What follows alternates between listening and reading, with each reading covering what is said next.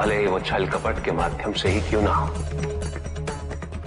एक असुर था, एग्रिव। एक दिन वो ब्रह्मलोक गया।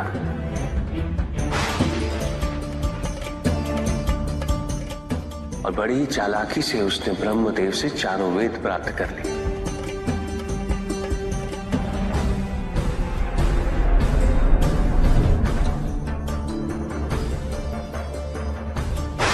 और जाके समुद्र में छुप गया, क्योंकि सारा ज्ञान वेदों में निहित है। इसीलिए संसार से सारा ज्ञान चला गया। जब अज्ञानता का अंधकार फैलता है तो अधर्म बढ़ने लगता है। भगवान विष्णु सब देख रहे थे। उन्हें ज्ञात था कि शीघ्र पृथ्वी लोक पर प्रलय आने वाला है। एग्रिव के साथ चारों वेद भी लुप्त होने का भय था। ब्रह्मदेव सृजन करता है। वेदों के अभाव में पुनर्जन्म की प्रक्रिया को पुनर्स्थापित करना अत्यंत कठिन। इसीलिए एग्रिव से उन वेदों को पुनः प्राप्त करना अनिवार्य था। तो भगवान विष्णु ने क्या किया? भगवान विष्णु ने एक मत्स्य रूप धारण किया। वो एक मछली बने और नदी में उतरे। राजा सत्यव्रत स्नान कर रहे थे।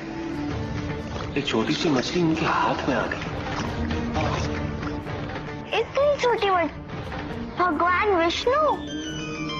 हाँ, राजा सत्यव्रत उस मछली को जल में छोड़ने जा ही रहे थे कि उस मछली ने बड़ी मछलियों का भय जताते हुए उनसे विनती की।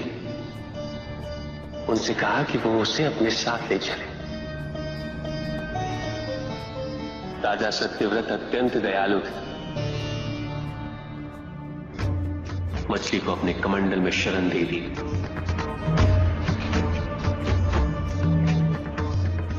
और अपने महल में ले गए। किंतु रात भर में मछली इतनी बड़ी हो गई कि कमंडल में रह पाना उसके लिए संभव ही नहीं था। और उसका बड़ा आकार देखने के पश्चात राजा सत्यव्रत ने उसे कमंडल में से निकालकर एक मटकी में डाल दिया। मटकी में डालने के पश्चात उसका आकार पुनः बड़ा हो गया। तो राजा सत्यव्रत ने उसे मटकी में से निकालकर एक सरोवर में रख दिया।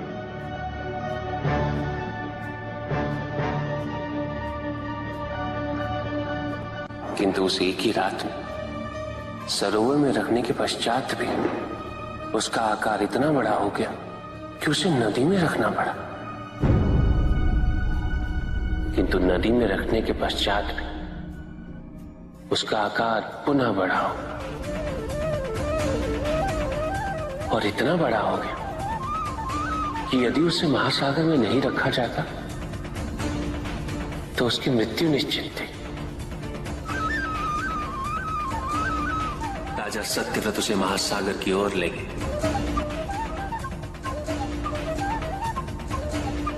क्योंकि राजा सत्यव्रत तपस्वी थे, ज्ञानी थे, उन्हें आभास हुआ कि ये कोई साधारण मछली नहीं, ये स्वयं साक्षात भगवान विष्णु ही है। भगवान विष्णु राजा सत्यव्रत की उदारता से अत्यंत प्रसन्न थे। इसीलिए उन्होंने राजा सत्यव्रत को मत्स्य रूप धारण करने का कारण बताया।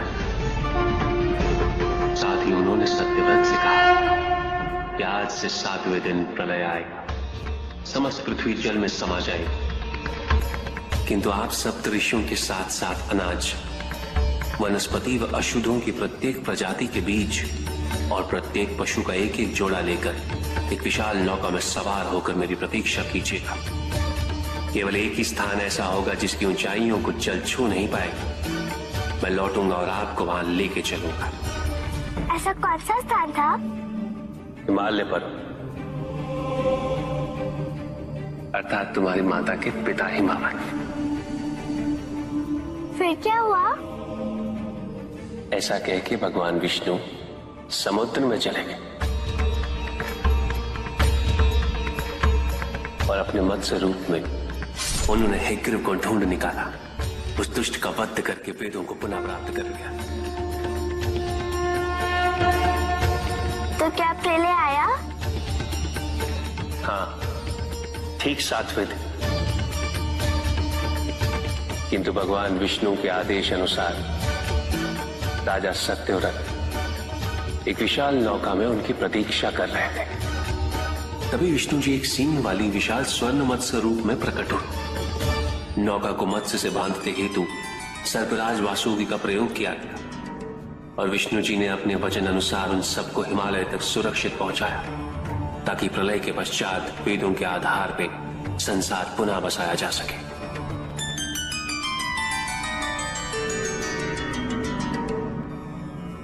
राजा सत्यव्रत मनु कहलाए। मनु अर्थात मानव जाति के प्रणजनक। इसी प्रकार भगवान विष्णु ने न केवल वेदों को पुनः प्राप्त कर लिया, अपितु समस्त संसार का कल्याण भी। अर्थात भगवान हर संकट में अपने भक्तों की सहायता अवश्य करते हैं। अस्थिरता तो केवल अविश्वास से आती है। स्थिरता के लिए विश्वास अनिवार्य। विश्वास और शांति की निरंतरता बनाए रखना कैसे संभव है? इस नकारात्मकता का प्रसार हम कैसे रोकें प्रभु? केवल इस जागरूकता से कि सब कुछ अहम से संबद्ध नहीं। जब भी किसी व्यक्ति के कार्य में अहम भाव प्रबल हो तो अहंकार व्यक्ति जैसा भी हो, उसे अस्तित्व केवल वैसा ही प्राप्त होता है। व्यक्ति यदि अपने कर्मों के लिए अपने को उत्तरदायी समझे तो स्वतंत्र था। जब तक व्यक्ति किसी और को उत्तरदायी समझेगा तब तक वो निर्भर रहेगा। व्यक्ति यदि ये सोचे कि उसके दुख का कारण कोई और है तो सुखी कैसे रह पाएगा? यह असंभव है, क्योंकि दूसरों को परिवर्तित करना उसके वश में नहीं। वो तो केवल अपने आप को परिवर्तित कर सकता है। यही एक स्वतंत्रता है उसके पास। जो पीड़ा है, जो कष्ट है, वो व्यक्ति के अपने फल है, अपने निर्णय के फल।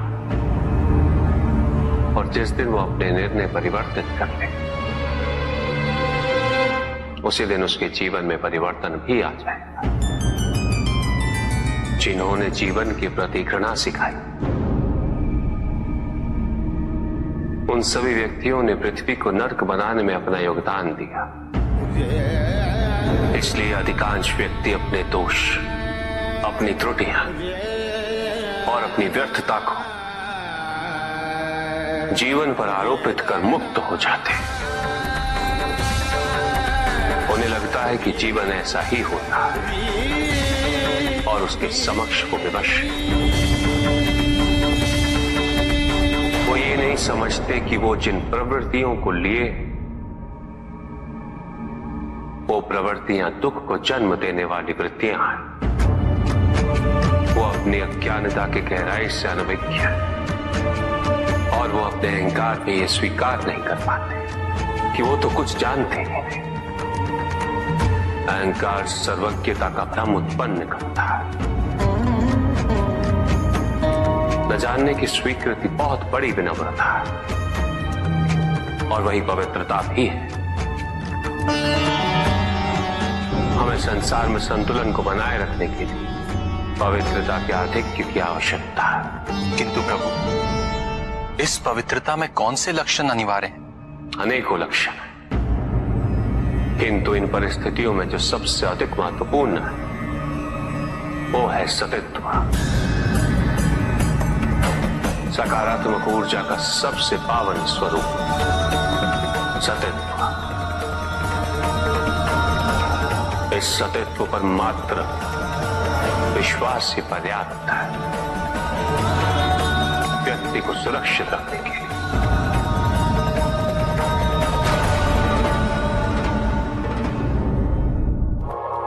एक बार व्यक्ति सतित्व पर विश्वास कर ले तो नकारात्मकता सदैव के लिए दूर हो जाती है और संतुलन स्थापित होता है। अहंकार तो हानिकारक है ही, किंतु सतित्व पर अहंकार घातक होता है।